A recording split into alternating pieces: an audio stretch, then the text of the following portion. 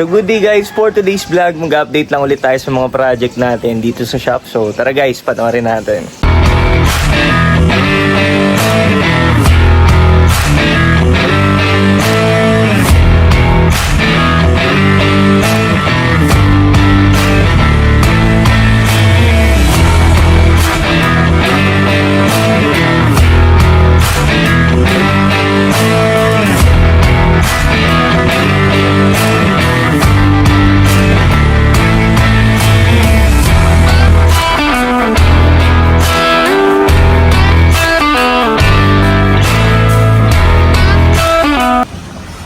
So yun guys, bali simulan natin yung update dito sa ating project na FPJ. Bali ngayong araw, ang ginawa po dito ay yung kanyang clutch set. At kinabitan natin to ng mga bagong pressure plate, lining, release bearing, tsaka pilot bearing. At naikabit na natin yung mismong transmission niya. So dito guys, bali yung gagawin na lang dito is papalinis natin yung kanyang mga starter, tsaka yung kanyang alternator para pag pinaandar natin to, wala na tayong magiging problema. Tapos, susukatan ko pa kasi ito ng belt at papalitan natin ng bagong belt to. So, ang ginawa pala dito guys is general overhaul. At bago na rin yung ating water pump. Ito po kasi yan, dito nyo makikita. Bago yan. Tapos, itong ating injection pump, titingnan muna natin, papaandarin muna natin kung okay ba siya or kailangan natin pa calibrate. Pero ang ginawa kasi dyan is yun nga, general overhaul yung kanyang buong engine. Tapos nagpalinis tayo ng mga injectors. Tapos nagpalit na rin tayo ng mga heater plug. Pag diesel kasi may heater plug. Pero ayun, napalitan naman na natin lahat. Tapos yung mga timing belt, yung timing belt sa loob napalitan na rin. So dito guys, yun nga yung clutch natin. Ito, Aisin yung brand na kinabit natin na yan, pressure plate, tsaka yung lining. And then bago din yung kanyang release bearing, tsaka pilot bearing. Bale, ang gagawin na lang dito guys is kukumpletuhin na lang yung tornilyo. Tapos yun nga, papalinis natin yung starter, tsaka yung kanyang alternator. Pero titingnan muna natin, paandarin muna natin. Yung starter dapat malinis. So yun guys, dito naman update natin sa body. Ang ginawa kasi dito guys is nilowered natin. At kung mapapansin nyo guys, ito kasi hindi naman to katangkaran talaga. At naglowered tayo dito konti lang. Kasi syempre FPJ to, mataas talaga yung kasa ng kanyang body. Hindi natin masasagad yung lower dito. So kung ano lang yung kaya. So dito guys, ang ginawa dito, eto, nag-lowered lang tayo dito ng...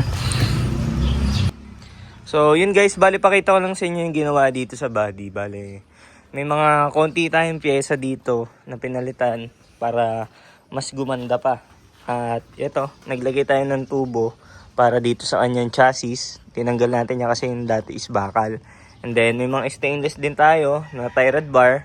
Tapos nagpa-machine shop din tayo nitong I-beam na stainless.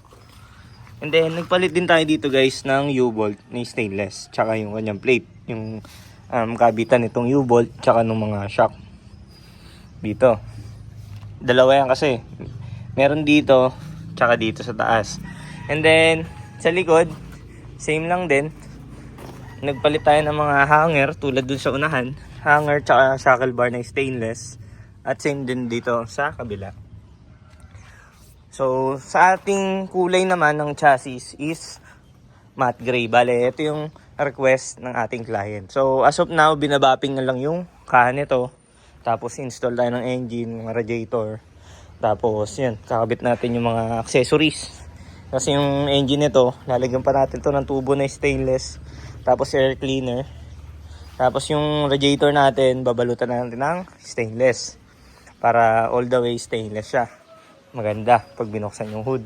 And then after nun, pwede na tayo maglinya ng mga preno para makompleto na natin. Tapos yung differential kasi nito guys, nagpalit din tayo kasi yung dati niyan differential ay kinain na po ng kalawang. Kaya nagkabit tayo ng differential. Yung differential nito guys is pang Mitsubishi na L300 at eto 5 stud na siya. Actually 5 stud na to before, pero malaki kasi yung PCD at hindi nagkakasya yung mga modelong mag. So eto, nagpalit tayo ng differential, modelo na kanyang PCD, and then nagpa machine shop naman tayo sa unahan para parehas ng PCD dito sa unahan. So yung mga modelong mags kasya na dito kasi yung PCD nito before ay kasya yung mga pan-jeep na 5 stud, mga pang C190 na pang ilalim, ganun kasya. Malaki yung PCD. Wala lang akong sample dito pero basta yun, malaki yung PCD. So, yun muna update natin dito. Proceed naman tayo sa ibang project natin. So yun guys, bali dito naman sa project nating box type. Ito po yung nilip natin yung kaha. Yung pinakita ko last time, ito yung walang flooring. And then ngayon, nakakabit na po yung kanyang flooring na stainless. And then pinufull weld na natin yan guys. Tapos, ayan, nabutasan na rin para shoot na yung kanyang transmission. And then, ayan, binubutasan na rin natin para sa mga tornilyo. Tsaka dito sa kanyang mga roll cage. Yan po. So, marami pa tayong gagawin dito kasi mag-offset tayo dito ng mags. At di ko pa sure kung ano pa yung mga gagawin dito. So, sa mga nagtatanong engine nito, di ko sure kung Toyota 4K to or 5K. Ayan.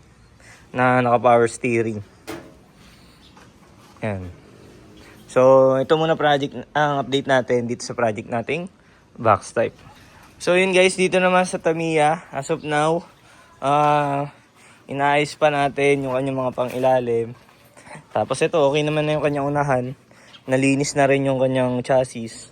Kasi nagdugtong tayo dito ng konti para dun sa kanyang bumper, para hindi masyado malapit dito sa kanyang mag wheels. So, yun. Bale, wala pang may-ari nito guys, sa mga naghahanap po ng Tamiya. Available pa to. Toyota 4K engine na pure stainless yung kanyang body. Stainless yan na 304. Yan po. Pinupull weld pa natin guys. Tapos kiinisin para mabapping na. Yan po. Kita nyo naman makinis na dun sa part na yun. Pero hindi naman lahat yan makinis. Kasi yung sa sidings natin, labo yan. Same din sa likod para hindi siya nakakasilaw. Tapos meron pa naman tailgate yan dyan sa likod. Tapos mags, orderan pa natin to ng mags. Then yun. Wala pang may-ari nito guys. Sa mga naghahanap po ng Tamiya, available pa to. Toyota 4K engine, manual transmission, naka Gemini suspension, stainless na 304 yung buong body niya. So, yun naman update natin dito sa ating project na Tamiya. So yun guys, ito naman yung project nating Wrangler na double cab. Bale, update natin dito guys, nagkabit tayo ng winch. Ito pala yung brand ng winch na ginamit natin. Open Road Panther Series 3S na winch. Yan po. So, ito pala yung details ng ating winch na kinabit. At ito, imported kasi ito guys. Tsaka quality to. Ito yung tsura niya, no. Tsaka mas gumanda yung bumper natin guys nung nakabitan itong winch na to. Ayan. Ganito. So, yun. Sa mga nagpapahanap ng Wrangler o gusto magpa-build, yan, message nyo lang guys. Marami tayo ditong project na Wrangler. Ito, 4x4 to na matic. Nas naglagay tayo ng winch. 4056 engine guys. And LED rin yung kanyang headlight. Tapos naka monster jeep na rin yung kanyang grill. So, yun lang muna update natin dito sa project nating Wrangler. So, proceed naman tayo din sa ating next project. So, ito naman guys, yung project nating Land Rover na engine swap. Bale, yung ginawa dito guys ay dito sa may gulong. Magpapabricate pa kasi tayo ng spacer nito guys. Gawa nung nabili nating mags. Is hindi kasya dito kasi malaki to. Yung nabiling mags nung owner nitong project natin, medyo maliit kasi yung butas sa gitna. Kaya hindi papasok. So, magpapabricate tayo ng spacer. And then, as of now, ginagawa kasi yung tambucho nito. Okay naman na. Na full weld na rin. Okay na yung mga pang ilalim nito kasi ito nakalapat na rin yung kanyang gulong. Tinitesting na lang natin kung magkakaproblema pa ba. Tapos kung align na align. Pero okay naman. Maganda naman ang pagkakalapat. Tapos kanina bumili tayo ng lining nito sa kanyang preno tsaka yung repair kit para doon sa kanyang disc brake. Para pag ano ng preno, pag linya, wala na tayong magiging problema doon kasi nabuksan na rin natin. So, yun na lang naman. At ang ganda ng tindig niya guys. Sakto-sakto yung taas. Kumbaga, ako kasi 5'6 ako. 5'6", 5'7". Ayan. Makakatungtong ka agad. Papasok sa loob. Ayan. Tapos may product pa tayo na isang Land Rover. Bale, bukas pa ulit gagawin. At dito yun. Sa ating chassis. Itong Altera. Ito yung Altera last time. Na sabi ko, abangan nyo, maganda to. Ayan, maganda naman talaga. 4JJ1 engine. Talagang sulit ka sa lakas nito. Tapos lalagyan natin ng kahan na Land Rover. Nako, sulit na sulit. Tapos, may mags na to guys. Land Rover. As per owner, itong ating project. May mags na daw po. Land Rover yan guys. Pati mga accessories. Pero ang ilalim, straight Isuzu. Yan po. Kasi masyadong mahal pag Land Rover, bibili tayo lahat. Just walang pyesa dito sa Pinas. Aray ko. Pero ito, 4JJ1 engine guys. Isuzu Altera. Isang tawag mo lang. Kompleto na pyesa mo. Yan, automatic pala to guys na 4x2. Hindi siya 4x4. Pero yun, hindi naman siya pang off-road. Pang city driving lang. Tapos yun. Kagandahan natin to guys. Abangan nyo to. Maganda tong project na to. So yun. Proceed naman tayo sa ating next project. So yun guys. Tumatanggap pala kami ng paint job. Para po sa mga gusto magpapintura. Tulad nito. Patrol to eh. Hilux siya guys. Tapos yung likod. L300. Sa mga gusto mo magpapintura. Tumatanggap kami nyan. L300, ito Hilux, tapos truck, mga Jeep, OTJ, Wrangler. Lahat, pasaka siya dito sa shop. Kaya natin pinturahan yan. Tsaka hindi tayo gumagamit ng pangit na paint, talagang quality. Para matagal yung buhay ng pintura, tsaka makinis. So yun, i-detail pa naman yan, medyo maalikabok lang. Kita nyo naman, makinang na. Pinapatuyo pa yan. So, yan, message nyo lang guys kung may mga gusto kayong pagawa dito sa shop. Mga restoration, tulad nito. Assemble. Tapos, yun, tulad nito. Repair. Yung flooring. Tapos ito, remodel ng kaha. Yan. Tapos may paint job pa tayo dito isa, yung hammer. Dun. Yung project naman natin na Wrangler. Handy tone. So, ilan mo na guys. Update ko na lang kayo bukas. Tingnan natin kung makapag-live tayo sa umaga. Tapos, check nyo na lang yung mga shorts pala dito sa YouTube. Ayan, sorry.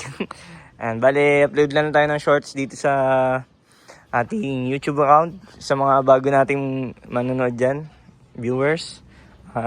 Follow nyo ako guys kung gusto nyo yung vlog na to, and upload ako lagi para nalilibang kayo. So yun lang guys, maraming salamat po sa panonood.